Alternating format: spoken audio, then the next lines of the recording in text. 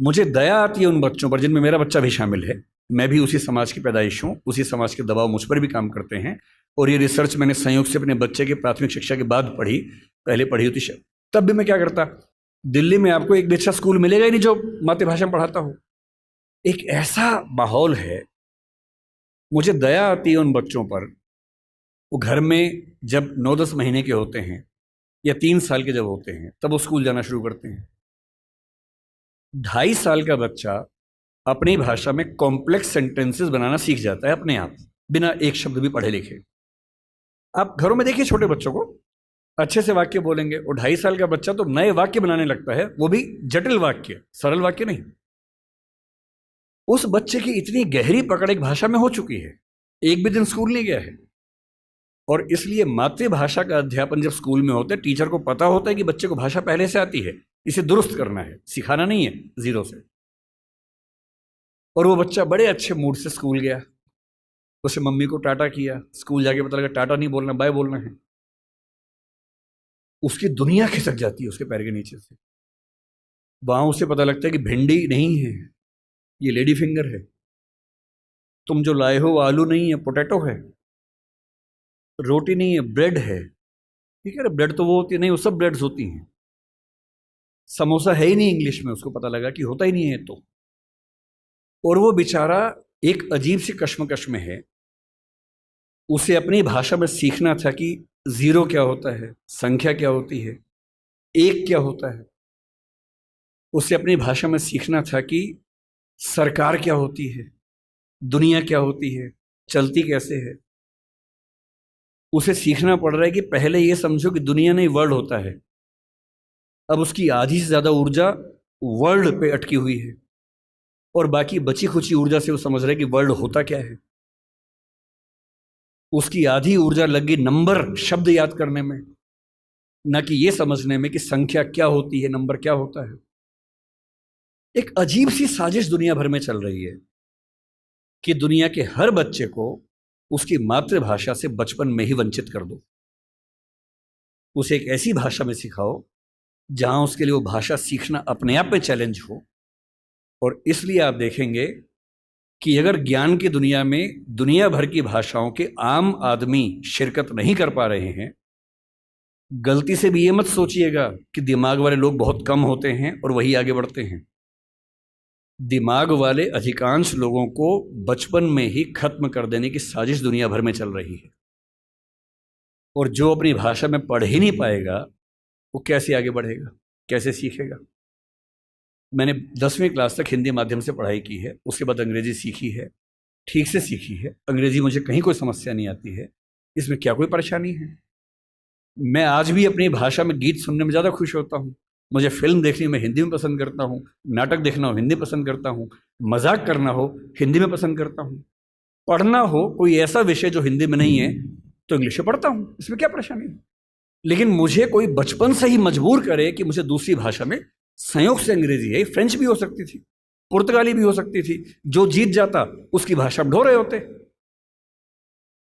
ज्ञान विज्ञान की दुनिया में मेरा निजी विश्वास है इस वर्चस्व को तोड़ना बहुत जरूरी है। हम हिंदी में हजारों शब्द क्रिएट नहीं कर पाएंगे 2 दिन में, सही बात है, मुश्किल है। और हमें इतना शुद्धतावादी या प्यूरिटन होने की जरूरत नहीं है कि हम सारे शब्द अपने ही गढ़ेंगे। हम तो इंटरनेट को अंतर्जाल ही बोलेंगे, हम कंप्यूटर को संगणक ही बोलेंगे, तो आप अकेले ही बोलते रहेंगे, कोई पूछेगा नहीं आपको। जो शब्द अंग्रेजी के प्रसिद्ध हो गए उनको मान लीजिए। जापानी भाषा का शब्द है रिक्शा, आप रोज रिक्शा में घूमते हैं, कभी आपने कहा कि रिक्शा को मैं नरयान बोलूंगा? कई लोग बोलते हैं नरयान, कि मनुष्य द्वारा चलने वाला एक विमान या वाहन। क्या बकवास है। अरे जो शब्द जिस भाषा से आया, प्रसिद्ध हो गया, अपना लीजिए उस शब्द को। और उसके बाद भाषा में असली समस्या शब्द नहीं होती है। भाषा विज्ञान में एक होता है जिसको मॉर्फोलॉजी कहते हैं, एक सिमेंटोलॉजी होता है, लेकिन जो सबसे महत्वपूर्ण स्ट्रक्चर है सिंटेक्स है। सिंटेक्स का मतलब है वाक्य का निर्माण कैसे होता है, शब्दों का क्रम कैसे तय होता है। किसी नई भाषा को सीखने में सबसे बड़ी मुश्किल आती है सिंटेक्स सीखने में। आप हिंदी भाषा के सिंटेक्स में अंग्रेजी के शब्दों को शामिल कर लेंगे, रत्ती भर समस्या नहीं आएगी। और इसलिए जिसको हम कहते हैं कि अंग्रेजी माध्यम है और हिंदी माध्यम है, कहने की बातें हैं। मैं अंग्रेजी माध्यम में बच्चों को खूब पढ़ाता हूँ, 8-8 घंटे दिन में पढ़ाता हूँ, और वहाँ भी देखता हूँ कि जैसे कोई मुश्किल कंसेप्ट आता है, जब तक अंग्रेजी में पढ़ाने के बाद हिंदी में भी ना समझा दूँ, उनके चेहरे पर 12 बजे रहते हैं, क्योंकि वो हिंदी भाषी समाज के बचपन से लगातार हिंदी बोलने समझने वाले और अंग्रेजी माध्यम लेके एक ज्ञान की भाषा के तौर पर अंग्रेजी पढ़ने वाले व्यक्ति हैं। हंसी मजाक हिंदी में हो तो ठाके मार के हंसते हैं, इंग्लिश में हो एक आध हंसता है, बाकी इसलिए हंसते हैं कि हंसने की बात थी तो हम भी हंस लेते हैं। नहीं बात बनती। मन की भाषा, आत्मा की भाषा अलग भाषा होती है, ज्ञान की भाषा अलग भाषा होती है, इसमें कहाँ कोई दिक्कत है। और इसलिए मैं आपसे कहना चाहता हूं कि ज्ञान विज्ञान की भाषा के तौर पर, व्यवसाय की भाषा के तौर पर जबरदस्ती एक वर्चस्व का दौर चल रहा है जो खत्म होना चाहिए। मुझे खुशी है कि हमारी वर्तमान सरकार इस मामले में, मैं किसी राजनीतिक दल से ताल्लुक नहीं रखता हूं, मुझे ना सरकार का समर्थक माना जाए ना विरोधी माना जाए, क्योंकि मैं सच में दूरी बना के रखता हूं, बहुत दूर बना के रखता हूं। मैं मुद्दों पर तारीफ करता हूं, मुद्दों पर आलोचना करता हूं। भाषा के मामले में वर्तमान सरकार बेहतर काम कर रही है, ये सही बात है। कई स्तरों पर हमने देखा है। मेडिकल साइंस मध्य प्रदेश से शुरू हुआ, एक ही साल में एमपी में, यूपी में, उत्तराखंड में शुरू भी हो गया। और मैं कई साल से सोचता था कि मेडिकल साइंस में ऐसा क्या है जो हिंदी में नहीं पढ़ सकते। और सोचिए, डॉक्टर बनने के बाद करना क्या आपको डॉक्टर बन के आम आदमी का इलाज करना है। भारत के आम आदमी की हालत क्या है? डॉक्टर के पास जाता है, उसको एक वाक्य समझ में नहीं आता है। डॉक्टर 4 लाइन इंग्लिश की बोलता है, कुछ मुश्किल शब्द बोलता है, तो वो मान लेता है कि ज्ञानी आदमी है, ठीक बोल रहा होगा। उसे अपनी हेल्थ के बारे में एक वाक्य ठीक से समझ में नहीं आता है। किसी विकसित देश में चले जाइए, डॉक्टर की जिम्मेदारी होती है कि जब तक मरीज सारी बातों को ठीक से न समझ ले तब तक इलाज शुरू नहीं कर सकता है। हमारे देश में भाषा का अंतर ऐसा है कि मरीज अपनी बीमारी को ठीक से कभी समझ ही नहीं पाता है। ऑपरेशन तक की सहमति ले लेते हैं अंग्रेजी बोल के, वो समझ नहीं पा रहा होता, हाँ तो हो गया, साइन कर, हाँ साइन कर दिया। उसमें क्या लिखा हुआ है कि तुम्हारा ऑपरेशन करेंगे, तुम मर भी सकते हो, मर गए तो तुम्हारी जिम्मेदारी है। कुछ पता ही नहीं उस बेचारे को। क्यों भारत का हर डॉक्टर, तमिलनाडु का डॉक्टर तमिल में क्यों ना बात करे पेशेंट के साथ, कर्नाटक का डॉक्टर कन्नड़ में बात करे, हिंदी का डॉक्टर हिंदी में बात करे, और अंग्रेजी मातृभाषा वाले जो 2,70,000 लोग हैं उनके लिए कुछ डॉक्टर इंग्लिश वाले रख लीजिए। डॉक्टर की भाषा तो समाज की भाषा होनी चाहिए, यही कानून के साथ है। हमारी जुडिशरी इतना जबरदस्त जुडिशियल फ्रीडम, जुडिशियल इंडिपेंडेंस, संविधान का मूल ढांचा है, सब बातें बढ़िया हैं। पर जिस देश की आबादी में 2,70,000 लोग अंग्रेजी मातृभाषा वाले हों, उस देश का सुप्रीम कोर्ट सारे निर्णय अंग्रेजी में ही देगा, ये कहाँ का लोकतंत्र है? यहाँ आपका जो जुडिशियल इंडिपेंडेंस है या जुडिशियल रिस्पॉन्सिबिलिटी है वो कहाँ से ली जाती है? उस समय आपके सुप्रीम कोर्ट में मधु लिमये नाम के व्यक्ति जिद करते हैं कि मैं हिंदी में अपनी बात रखूंगा, आप उनको परमिशन देने के बाद नकार देते हैं कि हमसे गलती हो गई, ऐसा नहीं कर सकते हैं। मेरे देश में, मेरे सुप्रीम कोर्ट में अपनी भाषा में आप बोल भी नहीं सकते। आप 28 राज्यों में से केवल 4 राज्यों में हिंदी में हाई कोर्ट में बात करने की परमिशन देते हैं। पर लोकतंत्र का मतलब क्या होता है? कुछ गिने चुने एलिट्स के हिसाब से जनता अपनी भाषा बदलेगी या जनता की भाषा से प्रशासक भाषा बदलेंगे अपनी? अगर लोकतंत्र है तो लोकतंत्र में जनता की भाषा ही केंद्र में होनी चाहिए, कोई और भाषा केंद्र में कैसे हो सकती है? पर हम लोग इतने आदी हो चुके हैं, हम स्लेव मेंटेलिटी के इतने अभ्यस्त हो चुके हैं कि हम ये प्रश्न कभी नहीं करते। हमारे सुप्रीम कोर्ट के चीफ जस्टिस या कोई जज हिंदी में क्यों नहीं बात कर पाते? और नहीं कर पाते, मैं फिर बार बार कह रहा हूँ, मामला सिर्फ हिंदी का नहीं। मेरी इच्छा है कि सुप्रीम कोर्ट के बहुत सारे जजेस में कुछ को तमिल ठीक से आती हो, कुछ को तेलुगु अच्छे से आती हो, कुछ को मराठी आती हो, कईयों को हिंदी आती हो। और बेंच का फैसला करते हुए ये भी एक पॉइंट ध्यान में रखा जाए कि मामला कहाँ का है और उस मामले में ऐसे जज को प्राथमिकता मिले जो उस भाषा को जानता हो, ताकि केस मेरा है, मुझे हिंदी आती है, मेरा वकील अंग्रेजी में कुछ कुछ बोला, जज ने कुछ कुछ बोला, फैसला हो गया, मुझे पता ही नहीं कि क्या हुआ, और इतने में पुलिस आगे मुझे ले गई और मैं परेशान हूं कि हुआ क्या। मेरे मामले के किसी प्रसंग में मेरी भूमिका ही नहीं है, क्योंकि सारी प्रक्रिया 2 ऐसे व्यक्तियों के बीच में चल रही है जिनके पास एक भाषा है जो मेरी भाषा नहीं है, जबकि मामला मेरा है। और कहने को लोकतंत्र है। ये लोकतंत्र नहीं है, ये भाषा के स्तर पर तानाशाही है, बुरी चीज है।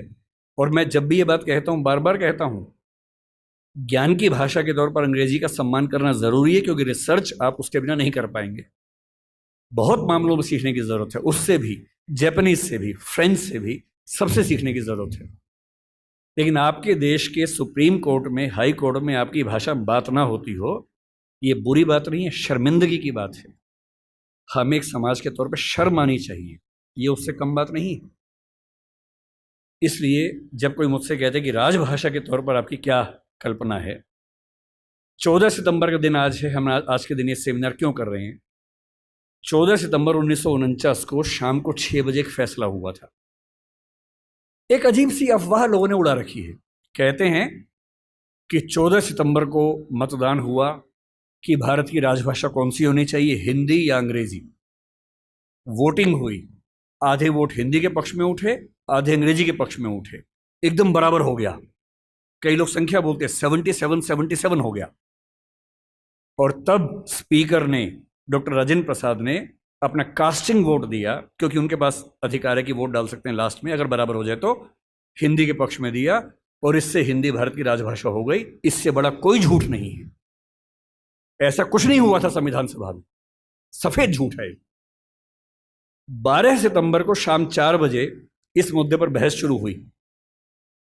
संविधान सभा की डिबेट्स पढ़ के देखिए, 180 पेज की डिबेट है राजभाषा की, 180 पेज, 1-2 पेज का मामला नहीं है। संविधान सभा के वॉल्यूम 9 में ध्यान से पढ़िए, पेज नंबर लगभग 1130 से 1390 के आसपास का मामला है। 180 पेज की डिबेट है, उसमें खूब मुद्दे हैं, छोटी मोटी वोटिंग हो रही है के मामलों में। संविधान सभा का बेसिक उसूल था कि अंतिम रूप से वोटिंग नहीं करेंगे, सहमति से काम करेंगे। वोटिंग बीच बीच में होती रही। पहला विवाद यह था कि राजभाषा कौन सी हो, हिंदी हो कि अंग्रेजी हो या हिंदुस्तानी हो। अंग्रेजी पर तो बात थी नहीं, हिंदी या हिंदुस्तानी। महात्मा गांधी हिंदुस्तानी कहते थे, पर 1949 में वो थे नहीं। उनका हिंदुस्तानी का मतलब था हिंदी उर्दू का मिक्सचर, जो देवनागरी और फारसी में लिखी जा सके। दूसरा स्कूल ऑफ थॉट हिंदी की बात करता था। अंत में सहमति बनी, हिंदी ही भारत की राजभाषा होगी। राजभाषा यानी सरकारी कामकाज की भाषा। दूसरा सवाल था कि लिपि कौन सी हो, देवनागरी हो, कुछ ने कहा कि देवनागरी और फारसी हो, कि हिंदी को फारसी में भी लिख सके। कुछ ने कहा देवनागरी और रोमन हो, हिंदी को रोमन में, जैसे व्हाट्सएप में लिखते हैं वैसे लिख सके। खूब विवाद हुआ, अंत में हुआ कि देवनागरी ही लिपि होगी। तीसरा विवाद यह हुआ कि जो अंक हैं हिंदी वाले, जो 1 से 0 से 9 तक के अंक हैं, वो हम अंग्रेजी के ढांचे में लिखेंगे या हिंदी के ढांचे में लिखेंगे। इस पर मतभेद था सबसे ज्यादा, इस पर वोटिंग में बराबरी हुई थी। और अंत में वोटिंग से नहीं, संविधान सभा के बाहर की बातचीत में समझौता हुआ। मुंशी साहब थे, के एम मुंशी थे, आयंगर साहब थे, उनकी बातचीत में समझौता हुआ कि ठीक है, अंतर्राष्ट्रीय अंक मान लेंगे। और उसके बाद गहमा गहमी के बाद, 2 घंटे की रिसेस के बाद, 14 सितंबर शाम 6 बजे आखिरी सेशन इस मामले पर हुआ, 2.5 दिन की बहस के बाद। और तब ध्वनि मत से, बिना किसी वोटिंग के प्रस्ताव पारित हुआ कि हिंदी भारत की राजभाषा होगी, देवनागरी उसकी लिपि होगी, और अंकों का अंतर्राष्ट्रीय स्वरूप उसका स्वरूप होगा। इस झूठ को मन से निकाल दीजिए। ये झूठ मैंने भी 1000 बार सुना था अपने अध्ययन के दौरान। हमारे अध्यापकों को भी ऐसा लगता था, मुझे भी ऐसा लगता रहा कई साल तक। संविधान सभा की डिबेट्स बढ़ी तब समझ में आया कि ये भ्रांति है, ऐसा कुछ नहीं हुआ था। पूरी सहमति के साथ भारत की राजभाषा हिंदी बनी थी 14 सितंबर को, और इसलिए आज के दिन को हम लोग हिंदी दिवस मानते हैं। और क्यों ना बनती, आप सोचिए क्यों ना बनती। दुनिया में 2 तरह के देश हैं, एक इंग्लैंड जैसा है, फ्रांस है, स्पेन है, जर्मनी मान सकते हैं, आज के समय के जर्मनी मान सकते हैं, उस समय का तो नहीं, आज के जर्मनी मान लीजिए, आप ग्रीस को मान लीजिए। ये सब देश वो हैं जो एक देश एक भाषा वाले लोग हैं। बांग्लादेश को मान लीजिए, बांग्ला बोलते हैं, एक देश एक भाषा है। पर कुछ देश ऐसे होते हैं जहां एक भाषा नहीं होती है। स्विट्जरलैंड में देखिए, छोटा सा देश है, 3 राजभाषाएं वहां पर हैं। बेल्जियम में देखिए, छोटा सा देश है, पर वहां भाषाएं 1 से ज्यादा चलती हैं। तो उस समय एक डिबेट थी कि भारत का मॉडल कौन सा होगा। क्या हम इंग्लैंड, फ्रांस, जर्मनी के मॉडल पे चलेंगे, या हम स्विट्ज़रलैंड और बेल्जियम के मॉडल पे चलेंगे? तो क्योंकि भारत में भाषाएं बहुत ज़्यादा थी, उस समय हमने 14 भाषाओं को संविधान में स्थान दिया। शुरू में 13 को दिया, बाद में एक और जोड़ दिया। तो अब तो खैर 22 भाषाएं हैं 8वीं अनुसूची में। डिबेट ये थी कि भारत की राजभाषा कौन सी हो। ऐसे मामले में दो ही फैसले हो सकते हैं। एक तो ये हो सकता है कि भाई जितनी महत्वपूर्ण भाषाएं सबको बना दो। अगर सबको बनाएंगे तो हर डॉक्यूमेंट 10 भाषाओं में बनेगा, वो आसान काम नहीं है। दूसरा, लोकतंत्र में क्या तरीका है, जिस भाषा को बोलने वाले समझने वाले सबसे ज्यादा हैं उसको बना दीजिए। यही सहमति बनी। स्वाधीनता संग्राम में हिंदी को राष्ट्रभाषा राजभाषा बनाने की बात किन लोगों ने की, आपने कभी गौर किया है? हिंदी को राष्ट्रभाषा बनाने के सबसे बड़े समर्थक कौन थे? महात्मा गांधी, गुजरात के थे, गुजराती आदमी। के.एम. मुंशी गुजरात के थे, पटेल गुजरात के थे, आज भी गुजरात के दो लोग लगे हुए हैं। हिंदी को भारत की राष्ट्रभाषा बनाने की जो बात आई है, हिंदी समाज से ही नहीं आई है। महात्मा गांधी गुजराती व्यक्ति होकर हिंदी के पक्ष में सबसे ज्यादा अड़े हुए थे। महाराष्ट्र में तिलक थे, सावरकर थे, वो मराठी की बात नहीं कर रहे, वो हिंदी की बात कर रहे थे। पंजाब में लाला लाजपत राय थे। आप बंगाल में जाएंगे, केशव चंद्र सेन से परंपरा शुरू होती है, सुभाष चंद्र बोस तक परंपरा जारी है, वो सब हिंदी की बात कर रहे हैं। पूरे भारत में, दक्षिण भारत तक में ये सहमति बन गई थी। महात्मा गांधी ने पूरी एक संस्था खड़ी की, दक्षिण भारत हिंदी प्रचार सभा। कितने साल तक काम करते रहे वहां पर। एक सहमति बनाई पूरे देश में, क्योंकि इतना बड़ा स्वाधीनता आंदोलन बिना एक भाषा के नहीं चल सकता। बेबीलोन की कथा बन जाती, बाबेल जैसी, कि सब लोग अलग भाषाएं बोलते हैं, लड़े कैसे अंग्रेजों से। इसलिए कांग्रेस ने 1915 के आसपास से ही भाषा पे काम करना शुरू किया और ये मान लिया कि जब तक अंग्रेजी में काम करेंगे वकीलों का आंदोलन रहेगा, जनता का नहीं बनेगा। वो वकीलों का आंदोलन जनता का आंदोलन तब बना जब लोक भाषाओं में लड़ा गया, और लोक भाषाओं में सबसे बड़ी भूमिका हिंदी की रही। आज अगर कोई मुझसे पूछे कि भारत में कौन सी राजभाषा या संपर्क भाषा बन सकती है, आप डेटा देखिए, सेंसस को देखिए। हिंदी बोलने वालों की कुल संख्या पहली, दूसरी, तीसरी भाषा के तौर पर भारत में कितनी है इस समय? 69 करोड़ है 2011 के सेंसस में। 57% ऑफ पॉपुलेशन भारत की, first, second, third. First language में 43.6% है, तीनों मिला लें 57%, 69 करोड़ संख्या है। क्यों है? 10 राज्य हिंदी भाषा वाले हैं। फिर वो सारे राज्य जो संस्कृत से ही बने हैं, वो हमारे ननिहाल के हैं। इसलिए आप महाराष्ट्र जाएंगे, क्योंकि मराठी संस्कृत से बनी है, आपको मराठी हिंदी में दिक्कत नहीं आती, क्योंकि दोनों की रूट सेम है। यही गुजराती में है, यही पंजाबी में है, यही सिंधी में है, यही असमिया में है, यही ओडिया में है, यही बांग्ला में है। ये सातों राज्यों की भाषाएं संस्कृत के रूट से बनी हुई है, इसलिए हमारी रूट सेम होने से दिक्कत नहीं आती है। केवल दक्षिण भारत की चार भाषाएं मुख्य रूप से, और उत्तर पूर्व की, असम की आगे की भाषाएं। उत्तर पूर्व में भी आप अरुणाचल प्रदेश जाइए, हिंदी में कहीं कोई दिक्कत नहीं है। अरुणाचल प्रदेश में बड़ा आश्चर्य की बात है कि हिंदी सब बोलते हैं। अंडमान निकोबार जाइए, हिंदी सब बोलते हैं, वहां पर कहीं कोई समस्या नहीं। हैदराबाद में हैदराबादी हिंदी चलती है। मुंबई मराठी क्षेत्र होकर हिंदी का गढ़ बना हुआ है। और जो दक्षिण के 4 राज्य हैं उनमें भी, क्योंकि 10वीं क्लास तक हिंदी आमतौर पर स्कूल में पढ़ाई जाती है, तमिलनाडु में कुछ गांवों को छोड़ देंगे, मैं पूरा भारत ठीक से घुमा हुआ है, और मुझे आज तक हिंदी से काम चलाने में दिक्कत नहीं आई। 69 करोड़ की आबादी 121 करोड़ में से आज 145 करोड़ हैं। ये संख्या मिनिमम आप मान के चलिए कि 75 करोड़ के आसपास होने वाली, 80 करोड़ होने वाली है। इस 69 करोड़ अगर मैं 2011 की बात मान लूं, तो तुलना में कौन है? नंबर 2 पर कौन आता है? बांग्ला। हिंदी में कितना है? 57% है। बांग्ला में कितना है? 9% है। आप किसे बनाएंगे राजभाषा भारत की? संपर्क भाषा किसे बनाएंगे? 57% के बाद सीधा 9% है। नंबर 3 पे मराठी आती है, अभी आ गई है। पहले नंबर 3 पे तेलुगु थी, अब मराठी आ गई है। कितना है? 8.7% है। नंबर 4 पर तेलुगु है, 8% के आसपास है। यानी एक भाषा बोलने वाले 57% हैं, नंबर 2 वाले 9, 8.7, 8, 6, 4, 3। क्या लोकतांत्रिक तरीके से कोई कंपटीशन बनता है किसी तरह का? और संपर्क भाषा संविधान लिखे या ना लिखे, संविधान में लिखा भी नहीं है। संविधान में कहीं नहीं लिखा कि भारत की संपर्क भाषा कौन सी है, ना लिखा है भारत की राष्ट्रभाषा कौन सी है, केवल लिखे है भारत की राजभाषा कौन सी है। 14 सितंबर को हुआ था, उस समय आर्टिकल 301 था, लेकिन जब संविधान फाइनल हुआ तो आर्टिकल 343 से 351 तक का हिस्सा जो अंतिम प्रारूप संविधान का बना उसमें राजभाषा का है, भाग 17 है, जो प्रारूप में भाग 14 था। इसलिए हमें डरने की जरूरत नहीं है।